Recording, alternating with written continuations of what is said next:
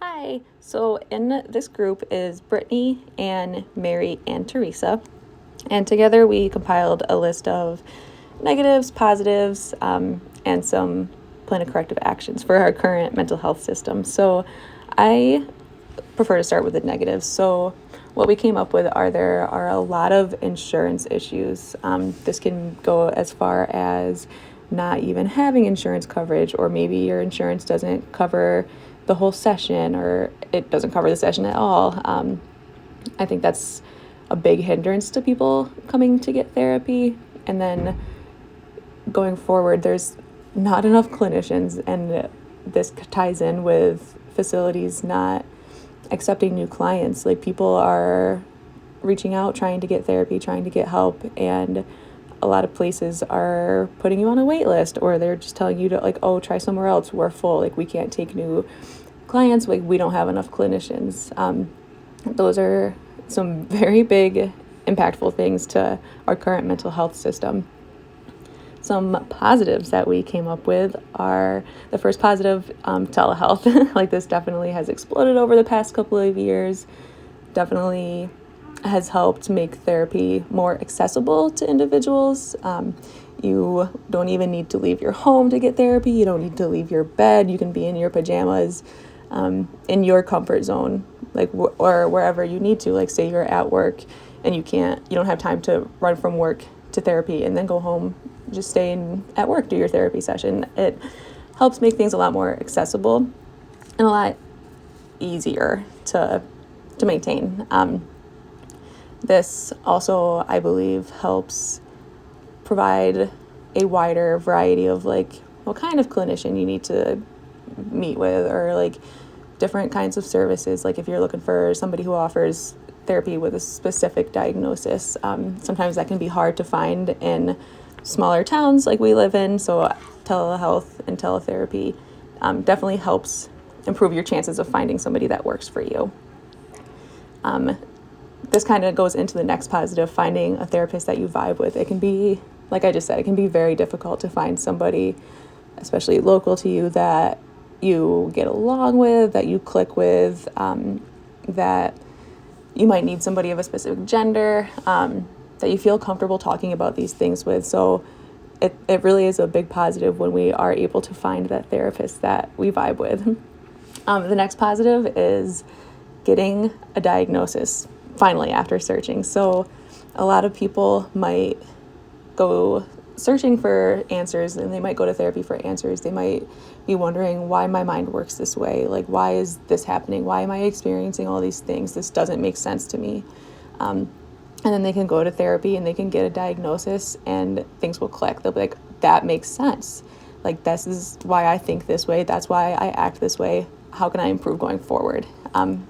Getting that diagnosis definitely helps a lot. So in a perfect world, taking these negatives, we would definitely have insurance and coverage for everybody, making coverage a lot more accessible, making insurance and therapy a lot more affordable. Ideally, I think it would just be free, but just making sure that everybody has the access to it. It's definitely a big hindrance when people don't have the access to therapy and they don't have the access to these resources that they need. So making sure that insurance and coverage is good for everybody.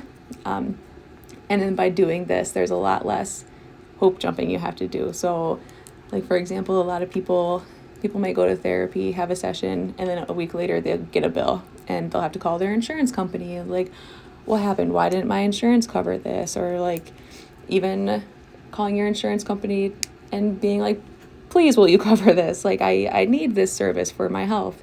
In a perfect world, we wouldn't have to do that. So how do we accomplish this? Closing the system gap and making sure that all the services are affordable, making sure there's a wide array of services for the different mental health diagnoses, for different, like, maybe substance use, making sure that it's all available, and making sure that we are also advocating for our clients. We always tell our clients to advocate for themselves, and they can, but we also need to advocate for them, as we're also a part of the system. So that's something that we can do kind of to help get ourselves a little bit closer. I think another way to accomplish this is the relationships that we have in our communities, so we can build more relationships and connect with other systems. So for example, like maybe somebody goes to a substance use therapist and then they also go to a therapist for a different mental health diagnosis that they might have. Improving the communication between those two therapists would definitely benefit the client a lot more.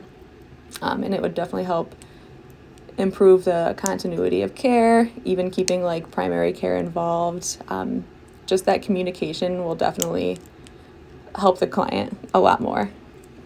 And that's something that can start with us. We can go ahead and we can initiate that communication.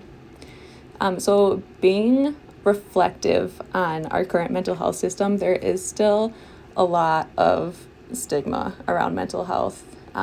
So earlier I spoke about how getting a diagnosis can be such a positive thing and it can be a relief for us. But say I get that news and I go and I tell my friend this diagnosis, and now they have negative thoughts about me, or they might think like, oh my gosh, you have that? Like there's a lot of negative stigma still around mental health. And that can be hard to navigate. Also, another reflective thought is that there's a lot of misdiagnosing still happening. A lot of people jumping the gun for diagnoses, people maybe even just having the wrong diagnosis. Clients can be explaining their symptoms incorrectly, and clinicians might not be exploring them thoroughly.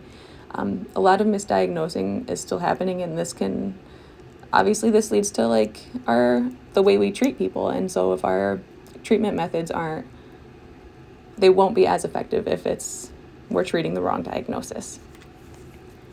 And then another thing to think about is how to end the cycle of crisis with clients. It can be difficult. Like we only see these clients for so many hours a month, and then they go back into their lives, back into their environments, back into their systems, with the same triggers. And just being reflective and thinking about how we can end the cycle of these crises with these clients.